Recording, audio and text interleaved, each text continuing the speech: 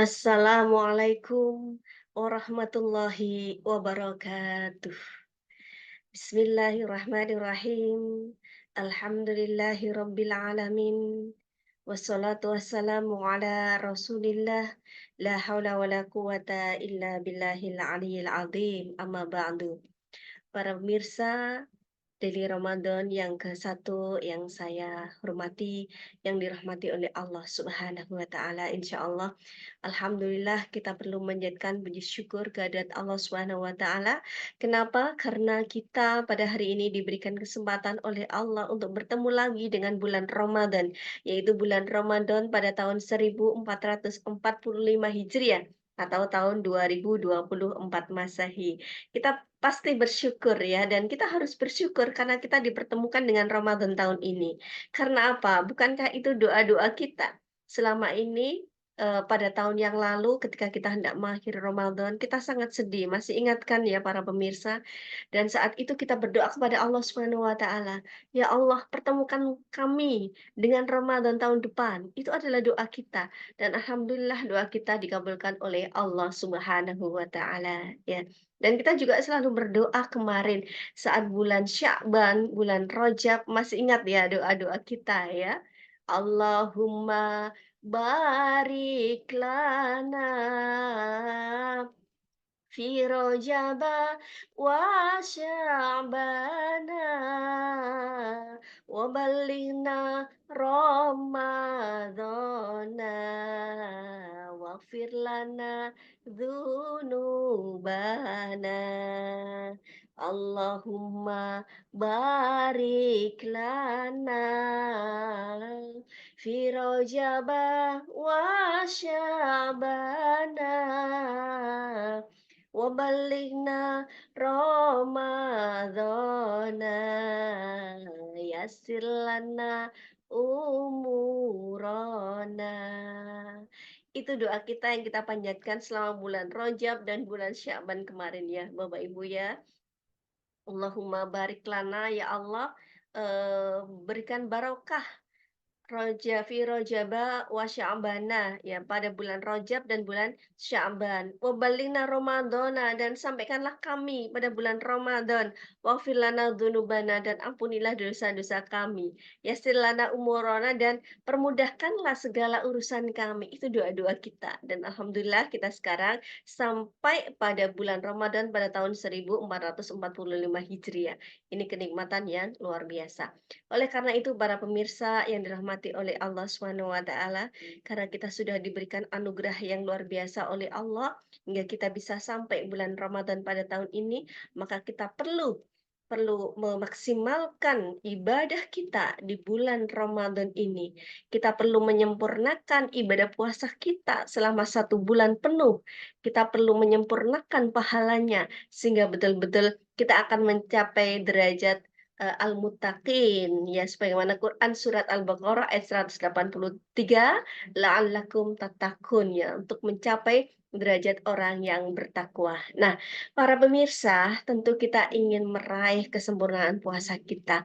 Maka apa yang harus kita lakukan para pemirsa? Nah, sebenarnya puasa ini adalah sarana untuk kita melatih kita untuk menata hati. Nah, hati ya, kalau kita bicara tentang hati ini ya, hati ini merupakan sebuah organ tubuh yang sangat penting sekali bagi kita, umat Islam ya, umat manusia. Karena apa? Karena dari hati ini muaranya segala bentuk pikiran, segala bentuk perbuatan, dan segala bentuk ucapan kita yang kita manifestasikan dalam bentuk itu tadi ya, perbuatan, kemudian pikiran dan juga ucapan. Nah, bahkan seluruh organ tubuh kita ini dikendalikan oleh hati.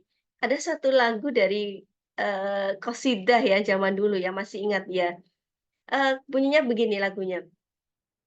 Dalam diri manusia ada segumpal darah, manakala dia baik, baik seluruh tubuh, manakala dia jelek, jelek seluruh tubuh, segumpal darah itu adalah hati manusia. Nah, ini adalah lagu yang ternyata itu memang pas sekali Bapak Ibu ya. Jadi ternyata di dalam tubuh kita itu ada segumpal darah. Yang ketika segumpal darah itu baik, maka seluruh tubuh kita, seluruh anggota tubuh kita juga akan mengikuti perintahnya menuju kebaikan. Namun sebaliknya, jika segumpal darah itu jelek, maka seluruh anggota tubuh kita ini akan mengikuti perintahnya, yaitu melakukan kejelekan. Nah, tugas kita adalah menjaga segumpal darah itu untuk bisa tetap dalam koridor kebaikan, ya, menjaganya, menjaga segumpal darah, yaitu hati kita untuk senantiasa baik, senantiasa bersih, senantiasa suci, senantiasa lurus. Nah, ini yang perlu kita latih pada saat bulan Ramadan ini. Nah, Bapak Ibu, para pemirsa yang dirahmati oleh Allah Subhanahu wa taala, pentingnya hati ini untuk kita jaga, ini juga sebagaimana hadis yang diriwayatkan oleh, hadis riwayat Muslim ya. An Abi Hurairah radhiyallahu anhu qala, qala Rasulullah sallallahu alaihi wasallam, "Innallaha la yanzuru ila suwarikum wa amwalikum, walakin yanzuru ila qulubikum wa a'malikum." Ya, rawahu Muslim. Nah, sesungguhnya di hadis ini diceritakan bahwa sesungguhnya innallaha la yanzuru ila suwarikum. Allah tidak melihat wajah kalian, tidak melihat rupa kalian, bentuk kalian, cantik, ganteng, ataukah menarik, atau wala wa amwalikum, dan juga tidak melihat pada harta kalian. Sekaya apapun kalian, sebagus apapun penampilan kalian, itu tidak ada artinya di hadapan Allah Subhanahu wa taala. Walakin yang duru ila kulubikum, tapi Allah itu melihat kepada hati kalian, wa a'malikum, dan kepada amal-amal yang kalian lakukan. Jadi Allah itu melihat hati kita, melihat amal ibadah atau amal perbuatan yang kita lakukan, bukan wajah, bukan bentuk fisik, bukan pula harta yang dilihat oleh Allah Subhanahu wa taala, akan tetapi Allah melihat kepada hati kita. Nah, hati kita dan juga amal perbuatan kita. Nah, tentu amal perbuatan kita ini tergantung dari hati kita. Ketika hati kita bersih, hati kita lurus, maka amal perbuatan segala semua organ tubuh kita akan mengikuti hati kita. Jadi tangan kita akan mengikuti hati kita. Kemudian mata kita akan mengikuti hati kita. Kemudian apalagi telinga kita dan kaki kita akan mengikuti perintah dari hati kita. Karena itu, maka yang harus kita jaga itu adalah hati kita. Nah, ini yang harus kita jaga, kita kita introspeksi introspeksi di dalam bulan Ramadan ini. Ini saatnya kita untuk menata hati. Lantas, apa hubungannya menjaga hati dengan puasa kita pada bulan Ramadan ini? Tentu sangat berkaitan. Jadi di momen Ramadan ini adalah momen yang tepat bagi kita untuk kita menjaga kesucian hati, untuk kita meluruskan hati, untuk kita melakukan introspeksi diri. Karena sebenarnya puasa yang sebenarnya itu adalah bukan tentang menahan diri dari makan dan minum saja, akan tapi puasa juga menahan diri dari melakukan hal-hal yang tidak berguna, hal-hal yang kotor, dan akan bisa mengurangi kesucian hati kita.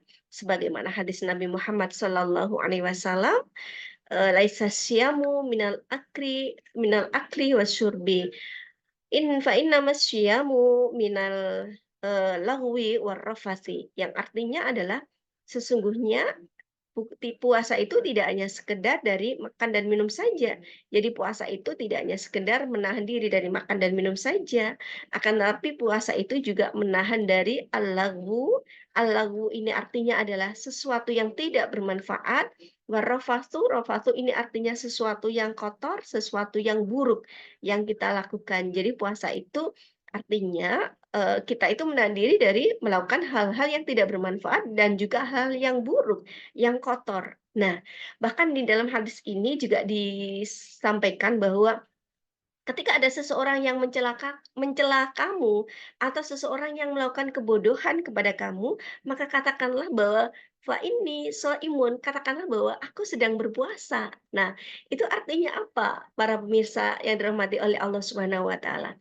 Ini artinya bahwa, puasa itu mengajarkan kepada kita untuk ketika tidak hanya sekedar itu, tidak hanya sekedar makan dan minum, tapi mengajarkan kita untuk menjaga hati dari hal-hal yang tidak bermanfaat, melakukan perbuatan yang tidak bermanfaat, menjaga hati dari kotoran-kotoran, dan juga menjaga hati dari meladeni orang-orang yang bertingkah laku bodoh dan mencela kita. Jadi itu, tidak usah diladeni gitu.